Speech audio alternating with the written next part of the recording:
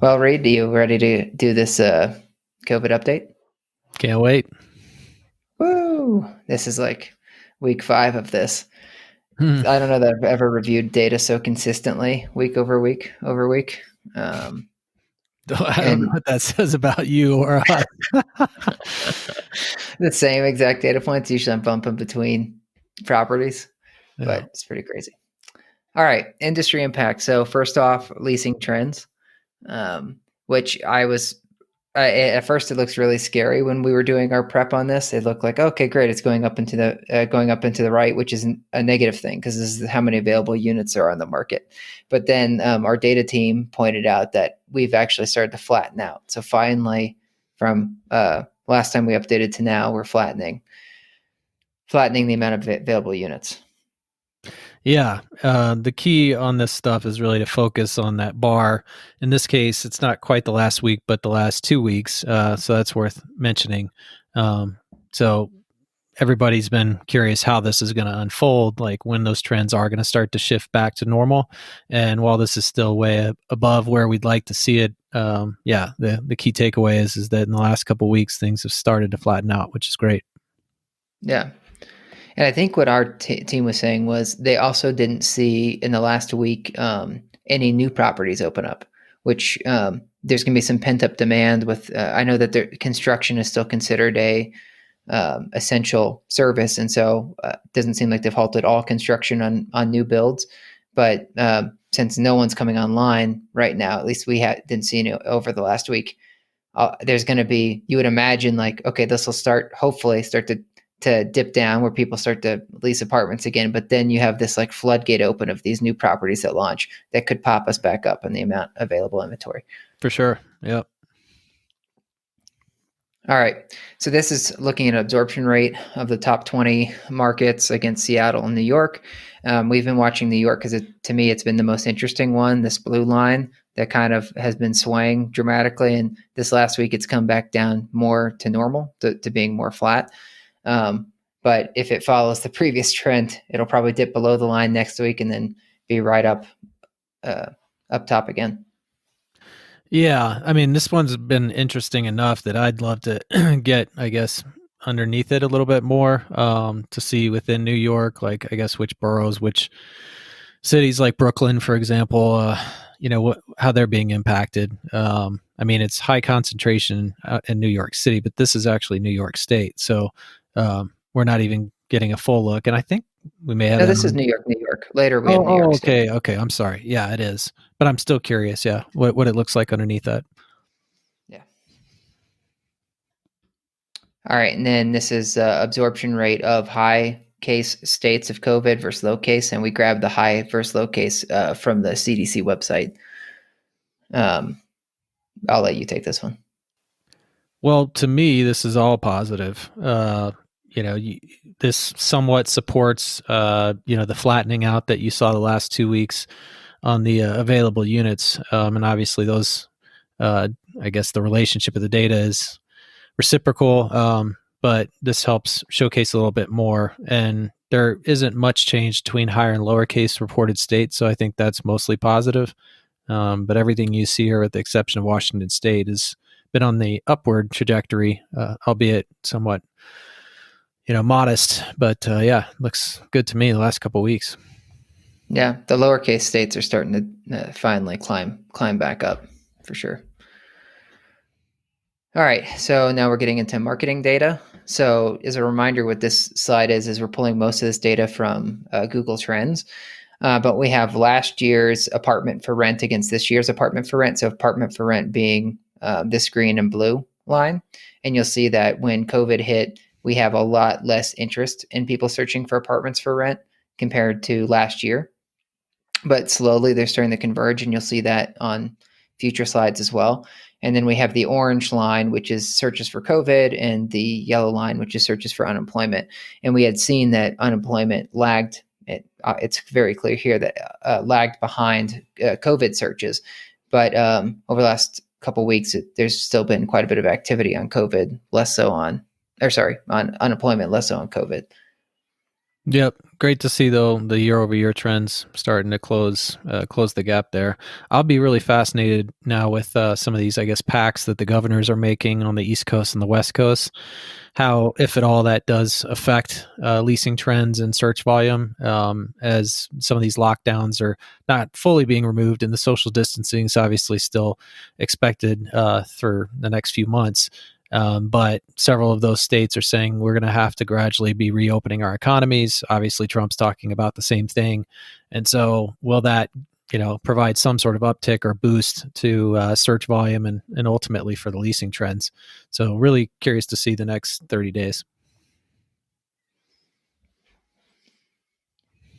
All right. Well, this gets into what we were saying where search is starting to converge. So here you'll see that we had a major spike in cost per click of this year versus last year. When was this? The third week of March. But since then, cost per click has been coming down as search has started to creep up to what it was last year. But now they're only 10 cents apart, which is super negligible. Like if we were looking one market to the next and we saw 10 cents, we'd be like, it's virtually the same. So now I think we can say that cost per click is virtually the same. Yeah, and not a small data set or sample here. I think this is close to 500 campaigns in that neighborhood. So pretty trustworthy. Again, really encouraging sign that things are starting to normalize a little bit. Don't want to be premature with some of this, but the last couple of weeks have been mostly encouraging. Yeah. So what's really interesting about it, we published a blog post last week that said the apartments.com from their increased search budget has increased impression share and cost per click in the markets they've entered, something like somewhere between 40 and 50%, because they have that $100 million that they're trying to spend. And so if they weren't trying to spend that extra money, our cost per clicks at this point would actually be less than what they were last year. And that's probably because I think you said last week or the week before, Reid, but you had said since a lot of people were cutting advertising, it left a void, and it's helping bring down cost per click, as well as now search is starting to increase again. Yeah, totally. And funny enough, because I was spent a lot of time on apartments.com over the last week, just looking at some of that data. And I think I saw on average like between 3 or 4 different regions, because I was looking by region, what the average jump was for apartments.com for their average rank on Google last month versus this month. And it was close to 200%. And that's saying something for them. So just to make that real, if they were averaging between organic and paid like search results for apartments for rent or 1 bedroom, 2 bedroom, 3 bedroom, they may be ranking on average number 4, number 5, right? Because they're typically always there on the organic, but it just validates that they poured a bunch of money in over the last 30 days and have really spiked. So we'll see how that materializes on the leads front, whether they start generating a lot more leads for the folks on the directory. I still find it really positive that they're still spending so much, because we've said it before, but most people's contracts are like in the middle of the contract right now. So they could theoretically pull back and save all this money. So I think it's admirable that they're still forging ahead. Yeah. And also an opportunity for them. I mean, not that they, I guess, need it, but because I believe when I went into SEMrush, I did see some of their competitors, and Zillow was among them, that was dramatically pulling spend down, or had in the last 30 days. So it seems like they've timed this pretty perfectly as far as ramping up their spend while other people have pulled back. Mm-hmm. Okay, so website traffic by source. You and I had to go back on this slide like 4 different times because we thought it looked exactly the same as last week's. Yeah. And it basically does look the same as last week. I mean, there's one data point where it looks like search, which is basically even, but paid search has swapped one direction versus the other. But there hasn't been a lot of change here as far as how people are getting to websites over the last week. Well, and this is good, frankly, for, I think, marketers. It's hard to react to trends that are weekly, or I guess shifts that happen weekly. It's not really real world for them. And this is something now that certainly you could say is an official trend or a pattern. And therefore, I feel like you should just be doubling down. I think I've said it the last couple podcasts, but on paid social. So I would be all in on this over the next couple months. Mm-hmm. And now this starts to look alarming, but there's still some positivity here. But this is website traffic and how long people are spending on the website, the apartment websites when they get there. And so we can see back earlier in the year, we had quite a bit of consistency about how folks were spending how much time they were spending on websites. And it spiked a little bit in March when COVID first hit, but then it's been on a decline since. But I think you were saying, Reid, that besides the weekend here, because these last 2 days of fall off of the weekend, it's at least starting to get more flat to what it was the week before. So hopefully we don't see it continue to kerplunk into the ground. Yeah, and whether this is somewhat, I guess a new cycle. Like, so if you look back before COVID, there was some of this, right? So it's like everything's a little bit lower. Certainly we see that with the inventory, the absorption rate, to some extent the campaign data, although the campaign data has been a little more encouraging. But all I'm saying is that it's all lower over the last several weeks. And now we're starting to see some of the same ebbs and flows that you would expect. The key to call out, though, is on those weekends. So that real like dip that happened was just, what you'd expect in the industry, which is Saturdays and Sundays, things get a lot lighter. It'd be really interesting is to look at leads by day of week, because it used to be that the weekends were very slow, and now people are home all the time. And so I wonder if now that people are home all the time, if their search behavior on what days they're really submitting lead forms, if that's changed at all. Yeah. I feel like Saturdays and Sundays, people are, I don't want to say taking it as an excuse, because in a way it's always been that way, but are just so desperate to get out, even if it's just walk around their neighborhood, just meaning trying to find activities on the weekends, especially with those that have kids at home. And so all I'm saying is it wouldn't surprise me if it hasn't changed too much, or it's like, this isn't going to be about apartments, this is going to be about our sanity and just trying to like connect, in any way we can, be it with, well, yeah, I'll just leave it there. I have no idea. I'm just like, for us, like the weekends, even though we're with each other all day, every day, it's still like we try to make it fun and recreational and just like take a break from the week, which is not easy to do, but yeah, I don't know. So this slide that we're on now is website traffic of lower funnel pages. So again, it was important for us when building this deck originally to look at the conversion pages versus the top pages, so that we weren't just thinking, okay, is everyone just going to the homepage to check out your COVID announcement versus how many people are still looking for apartments. So we pulled this down the floor plans, availability, amenities, contact us, location pages, but pages that show intent. And you'll see that we had a major spike again at the beginning of March, and things started to dip below the trend line. But we're still actually holding a positive trend line overall from December through now regarding how many visits people are performing onto these conversion pages. Yeah, and some of these I would expect, in particular, amenities to drive up average session duration, but many of these I wouldn't, where it's just, they are now lower in the funnel, like David said, showing intent. So they're kind of in the mid range instead of at the bottom where they're in transactional mode. So all that's to say, like this is going to align in some cases, but more often than not, if you see this go up, you may see average session duration go down. Although the shopping on the amenities, I guess somewhat is an outlier there. Okay, so campaign performance. This was the real shining beacon for most of the weeks when we were here, because we were able to talk to how conversion rates had improved from the pre-period to the current period, and so people that were getting to the website were more likely to convert. But this time around, we've started to even out to be closer to conversion rates matching that of before COVID to post-COVID. So click volume is still trending down. So we're down 18% from the pre-period. But our data team's positive spin on it is, okay, yes, the last 2 weeks haven't been as hot on conversion volume. It matches the pre-period or close to it. But 5 out of the 7 prior weeks have been above the pre-period conversion rate. So Reid was saying, don't react too quickly to like 1 week and take that as gospel. There's certainly, trends that happen. Yeah, nothing really to add here. It's showing that cycle that we were somewhat anticipating from last week. So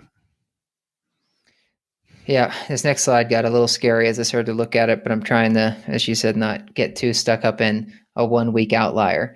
But here, this is cost per lead week over week, and we were super happy because the conversion rate, even though cost per click was up, conversion rates were bringing the cost per lead down. Now we're saying that cost per click is more closely related to where it was before, but conversion rates are also more closely related, and yet search volume is down. And so how it ends up is this last week we are at a pretty high mark regarding cost per lead, averaging about $33, whereas the prior weeks we were really good in the 20s. this may be a bit of a reach, but I'm wondering how much concessions and like kind of the aggressive and incentives that are being put out there during this are diluting or compromising close ratio. It could go either way. So not to talk out of both sides of my mouth, but I'm just saying where they're accustomed to, okay, when we get them in this position, we're going to close 2 out of 10 or 3 out of 10 or 4 out of 10. And now it's like, well, the shopper, it's like the buyer's market, so to speak, where it's like they're going to shop actually more aggressively now because there's so many more apartments that are throwing out concessions.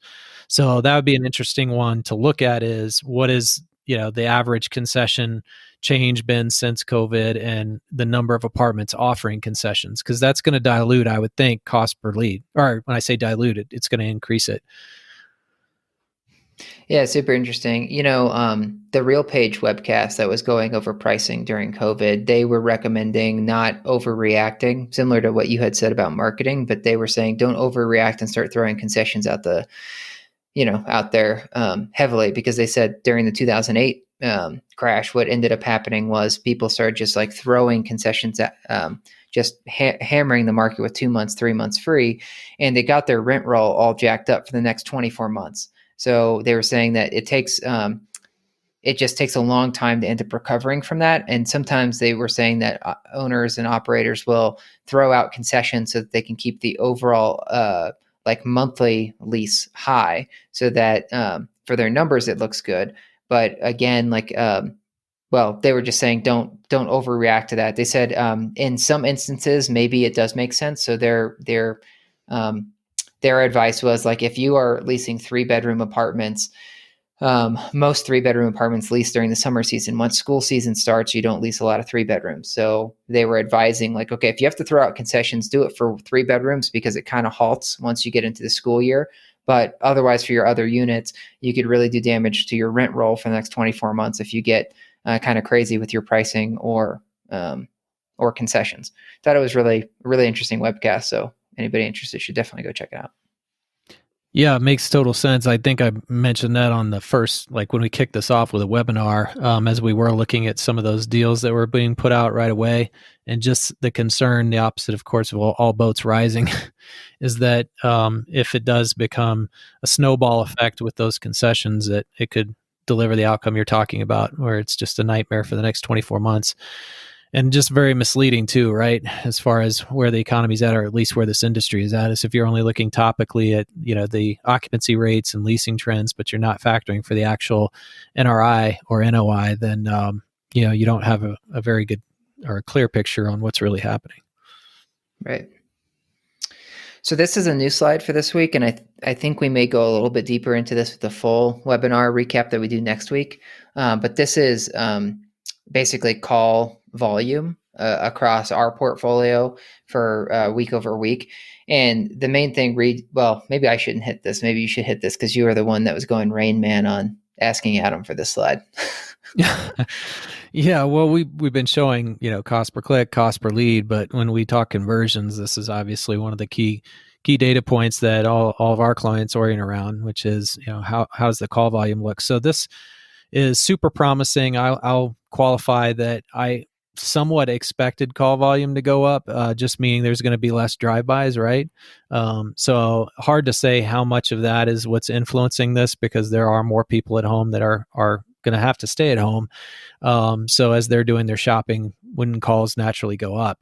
But the fact that it's gone up to the extent it has, meaning last week was an all-time high, I think is promising. It did have a little bit of a dip, but that's still, I think this last week was still higher than any other week in 2020. So yeah, pleasantly surprised and a little expected. Yeah, I've been wondering how much, as you're saying, like people can't take walk-in tours, and so how much will our conversion metrics impacted by that? Because a lot of times you would research and not call, you just show up.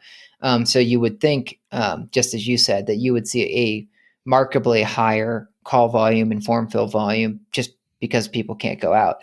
There is a clear trend here from COVID to now, that there are more calls happening than before, but I'm not sure it's measurably higher for the amount versus the guest cards that the clients see, right? Right. Because they probably saw a lot more guest cards before.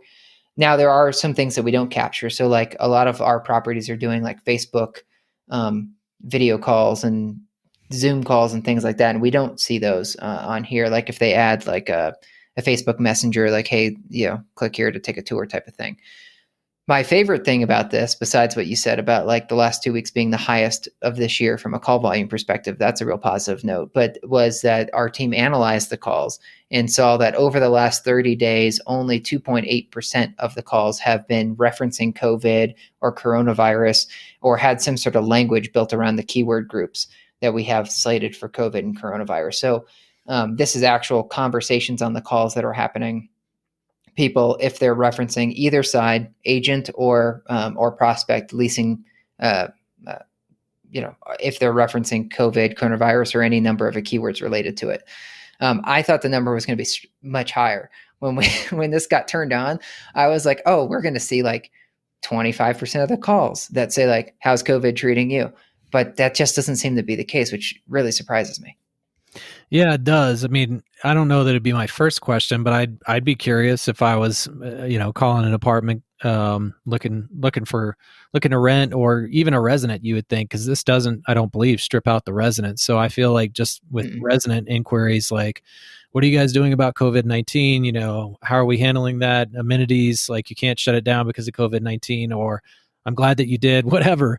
It just seems like between residents and prospects that this would be much higher. So I think this is somewhat, again, reassuring, not trying to put too much of a positive spin on all these, but it does seem positive that people aren't maybe as obsessed with this as we thought, or at least for this industry. Yeah, and this is all time, meaning since COVID hit the 2.8%. If there was a trend down last week, so last week was 1.6%. I don't have that on the slide, but it was only 1.6% of calls. So it could have been in the first like week or two, maybe it was 15, 20%. Mm-hmm. But because as you just said, like the two highest call volume weeks were last week and the week before, and since only 1.6% were this last week referencing it, it's bringing down the overall average. Yeah, and I think that I would expect this to actually start going back down because even though it's small, 1.6 to 2.8, that they've gotten the information that they needed to get from the communities, right? Not to repeat all those same questions, but I just feel like there's so much panic and anxiety over a two-week period, really.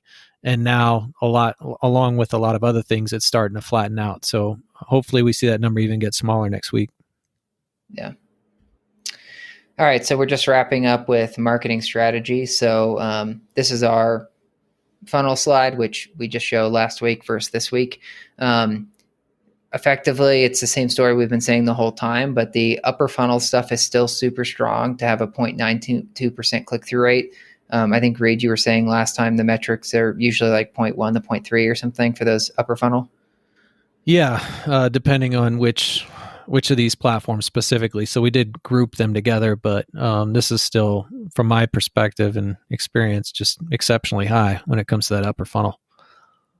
Yeah. And then mid funnel, as Reid was saying, has been super engaging right now. Particularly paid social has been crushing it as far as activity from ads to websites. So definitely you should be investing in paid social right now, no matter who you're using, even if you're just doing it yourself. And search has remained strong. Click-through rates are still super strong right now across our base. Yep. So what's next? I think it's next. Is it next week that we have the full webinar update? Yep. 23rd. All right, Reid. Well, pitch me. Why, if I've been watching each of these week to week, why the heck am I? Why is next week any different than what we've been doing each week? Well, I think that we will do a little bit more of a deep dive on some of the call analytics, which I think will be really valuable and interesting. And we'll stitch things together. I mean, certainly you can kind of get the story like swinging in and out of these decks, but I think that you're going to get a lot better analysis and the dots will connect easier. And we can really do a full baseline compared to where we started. So, and I feel like we'll also have a few more predictions and probably better founded predictions about what the next 30 days looks like. Cool. Yep. So you can go to our website to find the sign up for the webinar. Do that. It's happening Monday at noon Mountain Time. So that's the 20. Is that the 20th? So we hope to see you guys there. But if not, we'll be publishing the recording and the deck on the blog as we have been these last few weeks. See ya. All right. Later.